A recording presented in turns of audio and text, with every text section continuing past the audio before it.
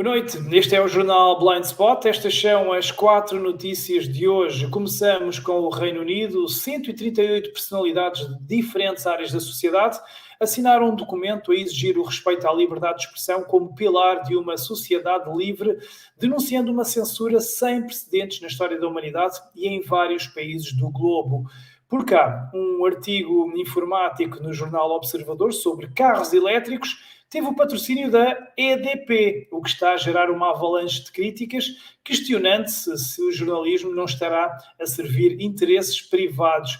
Também por cá e por falar em jornalismo duvidoso, abordamos a notícia da CMTV a retratar efeitos do mau tempo, a usar imagens de um carro submerso que afinal era um brinquedo. E eu creio que estas imagens todos as devem ter visto, imagens que ficaram absolutamente virais. E por fim, na quarta notícia, trazemos o relato de uma jornalista israelita que serviu o exército nas forças de informação e que traz uma visão que vai, e cito, para além do óbvio. Fique então a saber tudo neste jornal. E comigo, como sempre, para comentar as notícias de hoje, o diretor do Jornal da Blind Spot, Nuno Machado. Nuno, boa noite, bem-vindo. Boa noite, Sérgio.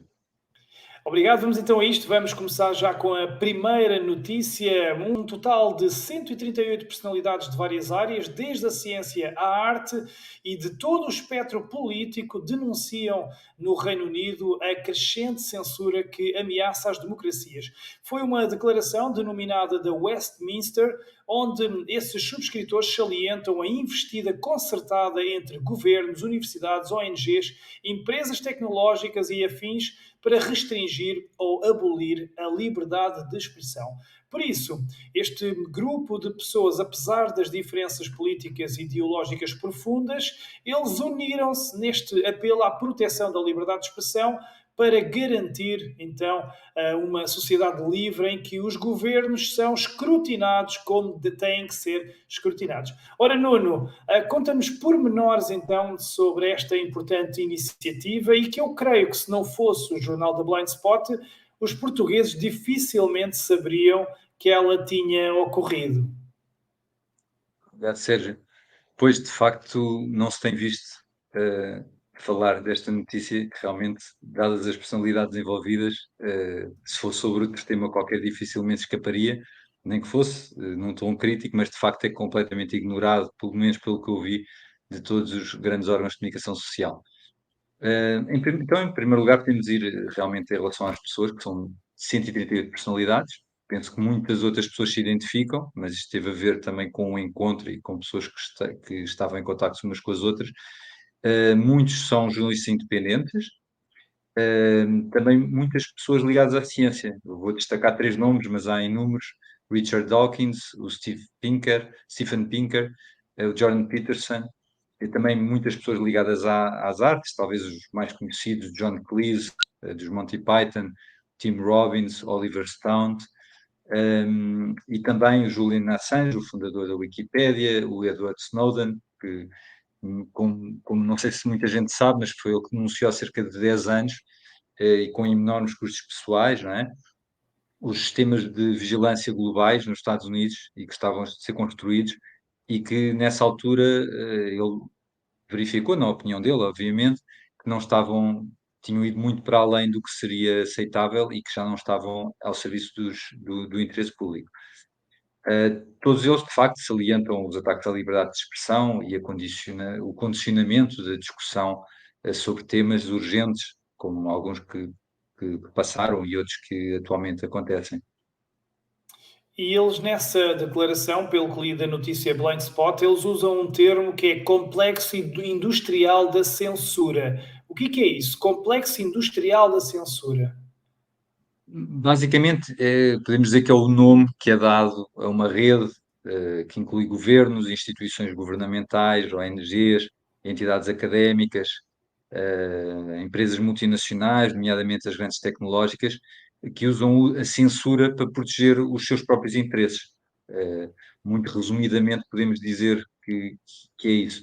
Quem utiliza o termo normalmente argumenta que, ao contrário do que essas instituições afirmam, que estão a defender a democracia, a lutar contra a desinformação, contra os extremismos, etc., estão apenas a defender os interesses próprios, nomeadamente financeiros e também de poder. E porquê que Portanto, eles, porquê que eles referem que este é um ataque sem precedentes na história da humanidade? São palavras fortes. Em que é que eles se baseiam para dizer que é o maior ataque, então, nessa área e na história da humanidade? sim, eles relembram, e é importante nós também termos isso, temos essa consciência, que este tipo de situações e de ataques sempre aconteceu ao longo da humanidade. Distinguem nomeadamente dois aspectos que hoje em dia de facto acontecem. Tem a ver com a escala, portanto, isto é uma coisa muito mais global do que alguma vez foi, não é? Portanto, mesmo questões de propaganda, sempre houve, em alguns períodos, em algumas zonas, mas não a nível global, e também pelos meios tecnológicos utilizados, que são, sem dúvida, que são completamente diferentes do que existiam anteriormente. Eles falam, nomeadamente, há bocado não concluí esta parte, eles falam, nomeadamente, de vários países que estão envolvidos mais profundamente neste processo, como a Índia, a Alemanha, o Reino Unido e a Austrália, entre outros que estão referidos no artigo. E estão mesmo a tornar crime o discurso político e inibir fortemente a liberdade de expressão. E depois falam tudo aquilo que nós já conhecemos, não é? Toda a censura, a manipulação dos resultados do motor de busca e todos os outros sistemas que estão neste momento a ser utilizados. Sim, como os fact-checkers e como vimos na pandemia, que muita a pessoa comum foi censurada por apenas questionar coisas legítimas e, de facto, concordamos que é um ataque, de facto, sem precedentes. Vamos passar à nossa segunda notícia de Blind Spot. Um artigo publicado no jornal Observador gerou uma onda de comentários críticos na página desse jornal digital, principalmente no Facebook. É que o artigo, que é patrocinado pela EDP, enumera as vantagens da mobilidade elétrica e chega mesmo a publicitar uma campanha comercial da própria empresa para carregamentos de carros elétricos. Foram centenas de utilizadores que criticaram então a parcialidade desse conteúdo, que consideraram em vários pontos falso ou enganador. Ora, Nuno, isto é demasiado flagrante. Quais foram então as críticas mais comuns, além destas gerais que eu aqui referi? Sim, foi de facto a falta de independência, que devido aos patrocinadores do artigo, os factos omitidos sobre as limitações ou os problemas da mobilidade elétrica, ou seja, eles falaram só de uma visão muito otimista, digamos assim, daquele tipo de tecnologia, e depois por conter informações também enganosas ou falsas no próprio artigo. Alguns também referiram, de facto, também a perda de privacidade e sistemas de créditos sociais que podem estar associados a algumas destas políticas, nomeadamente deste tipo de carros elétricos, portanto, pessoas que estão, de alguma maneira, informadas com algumas das coisas que se têm passado. Independentemente até da nossa opinião pessoal, achei curioso que grande parte dos comentários não foram, a grande maioria não era só de crítica, nem só de referir o conflito de interesse existente. Eles próprios manifestaram a sua experiência pessoal com carros elétricos, aquilo que conheciam ou que liam e a sua opinião sobre esse tipo de tecnologia e alguns problemas associados. Por exemplo, achei muito interessante vários links que foram partilhados, alguns inclusive dos próprios média, que desmentiam algumas das afirmações que estavam dentro do artigo. Houve um interessante do Expresso, por exemplo, e foi recente esse artigo, salvo erro, não se tem aqui a data, mas penso que também foi bastante recente, em que o título do artigo diz que é mais caro percorrer, salvo erro, 100 km num carro elétrico carregado na via pública do que num carro a gasóleo. E uma das frases uma das proclamações do artigo era que os custos de utilização eram mais baixos nos carros elétricos. Portanto, é interessante que até foram apresentados logo aqui dois tipos de informação contraditória mesmo no mainstream, não é? Pois, a desmentirem-se uns aos outros. Mas podemos dizer que, perante essas evidências, então, isto foi um artigo que é um artigo que não foi mais do que publicidade explícita a campanhas da própria empresa patrocinadora. Bem, em geral, eu acho que isso está mais ou menos subentendido, porque é assumido, este tipo de artigos é dado como uma forma de contar uma história apelativa para a marca. É isso que aparece, portanto, de alguma maneira, isso é explícito. Tem também algumas vantagens, pelo menos aqui nós sabermos quem é que está a pagar, portanto, é um patrocínio público, portanto, desse ponto de vista até tem algumas vantagens. Neste caso específico do observador, isso está bem explícito, inclusive na partilha que eles fizeram no Facebook. Portanto, isso é um ponto a favor que temos de reconhecer. Por exemplo, nós estamos neste momento a investigar outro tipo de artigos e alguns disso não está, de facto, explícito, o que é bastante mais grave. Aqui, como tu falaste, o caso mais discutível é, de facto, a questão de estão a enaltecer os carros elétricos e depois, no meio do artigo, põe um link para serviços da própria marca. Penso que isso pode já extravasar um bocadinho o que devem ser este tipo de artigos. Eu posso confidenciar-te uma conversa que tive com uma pessoa dentro deste meio. Como tu sabes, este tipo de órgãos têm muita dificuldade em ter financiamento e fui logo recomendado que a forma mais fácil era através de artigos patrocinados e outra forma que era proporcionar entrevistas, por exemplo, a alguns dirigentes de certas marcas, alguns responsáveis, e depois iria haver uma doação. E dizendo que isso era a forma mais fácil e mais usual com que estas coisas se processavam e, portanto, o financiamento acontece. Obviamente que isto influencia muito, tal como estes artigos e outros que nós não conhecemos, portanto, grande parte do financiamento não é conhecido do grande público, seria importante, não só da parte das marcas, mas também de parte dos governos, das entidades locais, etc., que obviamente isto condiciona muito aquilo que é falado. Então, numa altura de emergência financeira, obviamente que este tipo de financiamento é aquilo que suporta os jornais e, portanto, de facto, é difícil a comunicação social ir contra os interesses que lhes pagam, os De quem ordenados, não é? paga, de quem paga, exatamente. E temos relatos também do mesmo acontecer com autarquias que encomendam entrevistas aos políticos, aos respectivos políticos, para ficarem bem na fotografia, o que lhes dará depois vantagem também em futuras eleições, porque têm uma cobertura mediática maior e os jornais ganharão. Mas isso não é bem jornalismo. Mas adiante, o que não é jornalismo de certeza é agora a nossa terceira notícia. Foi a notícia mais comentada no país, com a CMTV a noticiar que um carro que ficou submerso na Póvoa de Varzim, supostamente um carro ficou submerso na Póvoa de Varzim, só que rapidamente se descobriu que as imagens eram de um carrinho de brincar. Nos últimos meses têm-se repetido situações assim, a reprodução de imagens enganadoras e de fake news nos nossos próprios principais canais de televisão, sem que eles façam nenhum tipo de correção, na maior parte das vezes, o que levanta, obviamente, questões mais gerais sobre os processos de verificação da informação, das fontes, então transmitidas pelos nossos meios de comunicação de dimensão nacional e também a sua própria fiabilidade. Ora, Nuno, se as pessoas já não tinham muita confiança nos jornalistas desde a pandemia, desde que se percebeu que houve muita coisa que não batia certo, a própria guerra, esta foi mais uma machadada gigantesca nesse sentido e das profundas, porque chegou a ser quase surreal. Pois, foi de facto mais um caso, e para além da parte anedótica, penso que podemos dizer que é o processo de verificação que está mesmo em causa, porque em alguns casos parece não existir de todo, ao ponto de poderem acontecer situações como esta. Portanto, estes grandes mídias, porque isto tem acontecido nos grandes médias nacionais, que são apontados como as fontes credíveis e o antídoto contra as fake news e contra a desinformação, e nem notícias simples como esta conseguem fazer esse trabalho.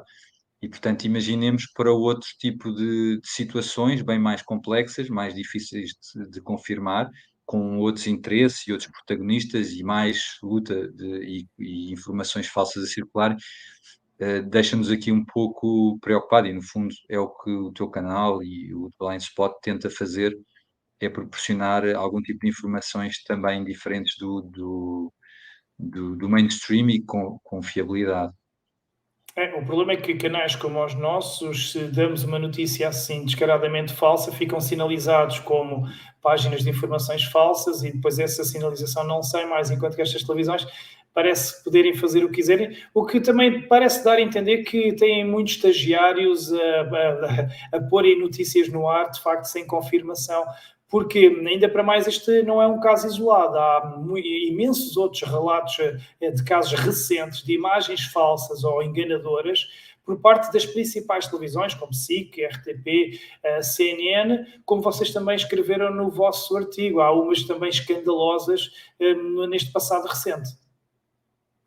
Sim, nos últimos meses, se calhar também temos estado um pouco mais atentos, mas tem-se repetido imensas situações. Eu vou só referir aqui uma ou duas, mas tem sido imensos.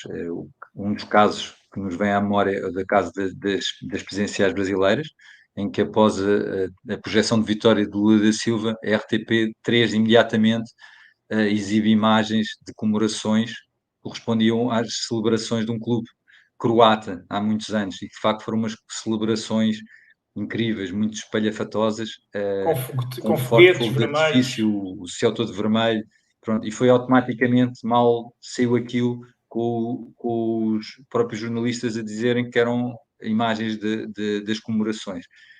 Quanto à guerra da Ucrânia, também têm existido inúmeras situações muito graves, de datas, de imagens que não correspondem àquilo que os jornalistas estão a falar. Há um caso que chegou à entidade reguladora de comunicação social, eu penso que o Pedro Almeida Vieira do Página 1 esteve em cima disso, e nós citámos alguns dos artigos dele na matéria, em que foram exibidas imagens de jogos de computador como sendo ataques à Ucrânia.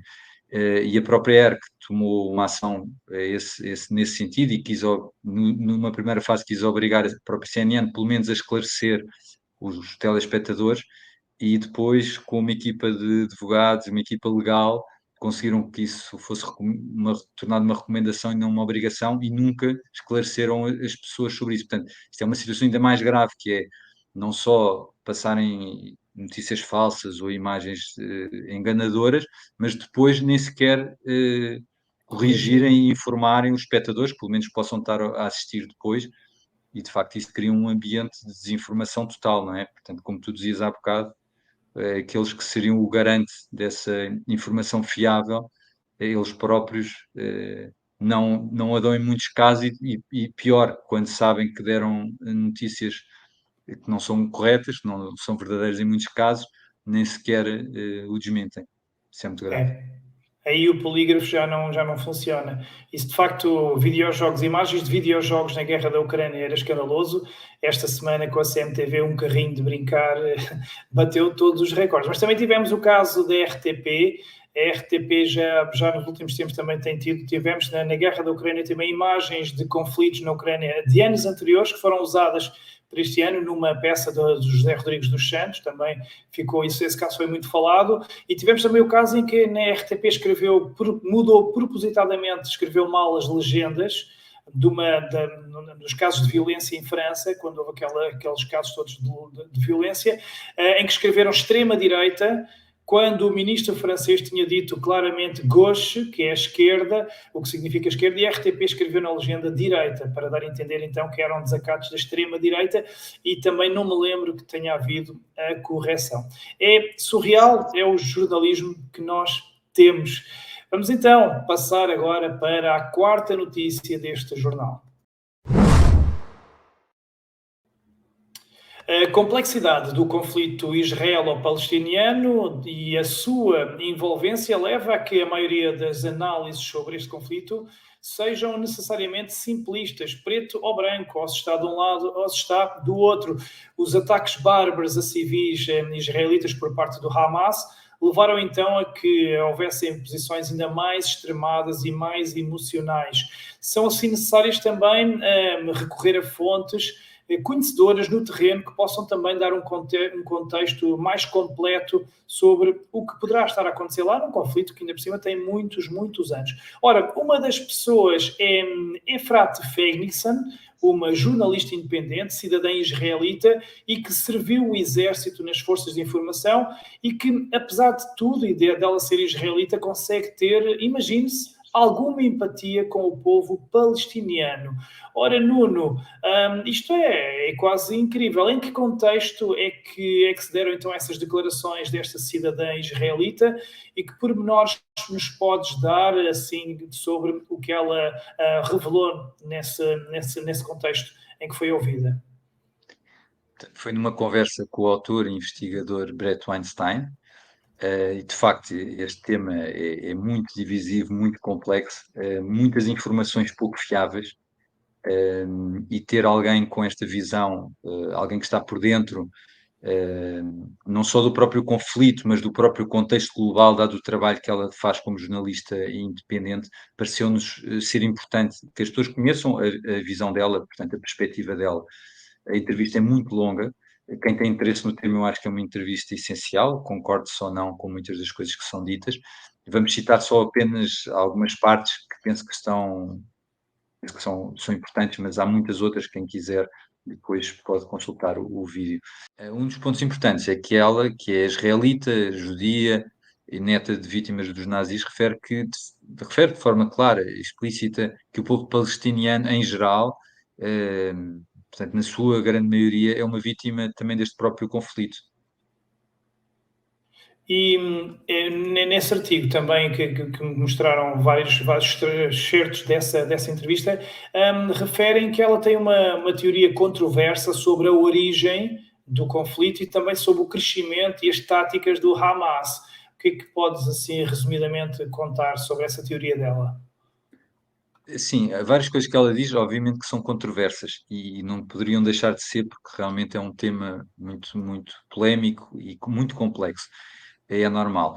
Esse facto em concreto é uma coisa que eu depois também tive a investigar um pouco e é reconhecido pelos próprios dirigentes israelitas que, de facto, no início o Hamas foi mesmo apoiado e financiado por Israel portanto, seria um agente para defender os interesses israelitas na região contra outros grupos que existiam na altura.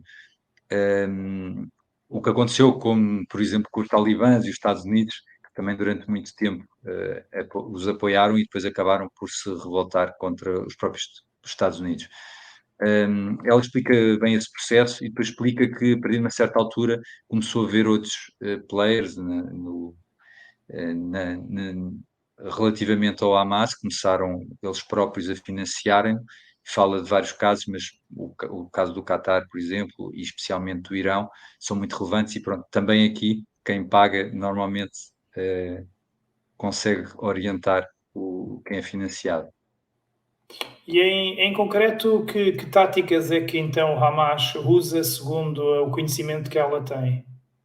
Ela confirma de facto que o Hamas utiliza a técnica dos escudos humanos, portanto, coloca civis em locais como igrejas, mesquitas, hospitais, escolas, e ela, como ex-militar, ela própria reconhece que na altura, nas ações que faziam, muito dificilmente não haveria baixas civis, pronto, que era uma estratégia, porque isso obviamente que também causa a simpatia, e ela até reconhece que percebe essa simpatia e aceita, de facto é uma situação muito muito grave, mas para os militares que tinham missões era praticamente impossível não haver danos civis significativos, dado que as próprias populações eram colocadas nessas zonas.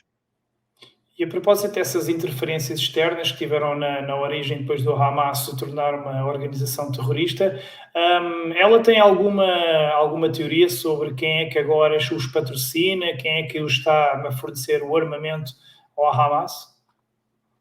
Uh, Ela diz que neste momento vários países árabes estarão envolvidos nesse financiamento, nomeadamente o financiamento em termos de armamento. Fala nomeadamente na questão de vários tipos de armas que parecem ser armas norte-americanas e questiona como é que isso aconteceu. Põe algumas hipóteses, o Afeganistão é mais evidente, diz que provavelmente também da Ucrânia, que são armas pesadas. e fala que, de facto, existe um mercado gigantesco, um mercado negro de armamento. Eh, e fala de várias situações, nomeadamente quando viu na bolsa as ações da indústria militar. Fala aqui especificamente de uma empresa da Lockheed Martin, que é uma das mais conhecidas, a dispararem quando se iniciou a guerra. E de facto a guerra parece-nos, para nós cidadãos, parece algo impensável, mas de facto a guerra é algo que interessa a muita gente. Portanto, é mais um ponto complexo nesta situação. Sim, para muitos é um negócio. Há outra empresa que também viu disparar a cotação, a Northrop também, que está cuja a BlackRock detém também uma enorme percentagem. Mas que explicação é que, em alguma parte da entrevista, ela explica porque é que ocorreram estes ataques bárbaros, que aquela crueldade que vimos na televisão? Ela não chega a dar uma explicação, mas mostra a sua incredulidade contra o que aconteceu. Portanto, ela acusa mesmo do povo israelita ter sido traído, porque de facto ela diz que conhece o sistema por dentro, não é? E diz que é um sistema dos mais avançados do mundo, e diz que de facto houve uma demora completamente inexplicável dos sistemas de segurança. Ela explica isso de uma forma muito clara. Ela diz que houve várias horas que houve sem qualquer envolvimento militar, nem da polícia, e diz que isso é completamente atípico. Ela dá o exemplo de que na zona onde passaram os terroristas, qualquer movimentação, qualquer animal pequeno, qualquer coisa, era logo disputado um sistema muito complexo de alerta e que entravam imediatamente em ação.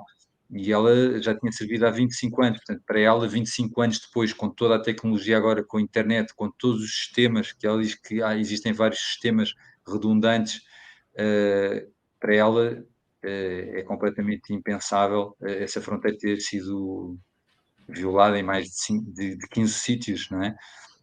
E portanto ela fala mais nisso e fala também nas justificações que têm sido passadas pelo mainstream, de justificações para esse falhanço total e que, segundo ela, não fazem qualquer sentido, não têm qualquer lógica e que estão a ser, mais uma vez, impostas às populações e censuradas todas as pessoas que tentam questionar de facto o que é que terá acontecido para esse falhanço. E é um dado também importante que no artigo foi usada a expressão por ela poderes maiores. Estou a citar que poderes maiores podemos subentender que ela esteja a falar nesta guerra. Ela não é muito explícita, até porque é um tema muito delicado e que a especulação normalmente não é muito bem recompensada. Mas de facto ela fala sobre a possibilidade de existirem outras forças, nomeadamente as que nós falámos, não é? Dos interesses que existem em cada guerra, e neste caso podem não ser só interesses financeiros, embora esses sejam os mais óbvios, mas também interesses de alterações De regionais, geopolítica, de geopolítica, de territórios, sei lá, existe uma infinidade. E ela fala de facto que esses interesses existem e que têm de ser equacionados. Diz que obviamente que a maior parte da população recusa sequer pensar nessa hipótese, e pronto, e temos todos de compreender isso, e é normal, e fala também de todos os sistemas que atacam imediatamente todos os que colocam a hipótese de haver aqui outros interesses e haver algumas coisas que seriam necessárias serem também investigadas, porque nós sabemos que numa altura de guerra a tendência para os poderes é para inibirem ao máximo o escrutínio e a informação, e pronto, e ela refere essencialmente que deveria ser dada maior atenção a essa investigação que é necessária, apesar de toda a urgência da situação. eh, seria muito importante continuar-se a investigar de facto o que é que aconteceu, apesar de, obviamente, que a situação é cada vez mais difícil de se conseguir fazer isso.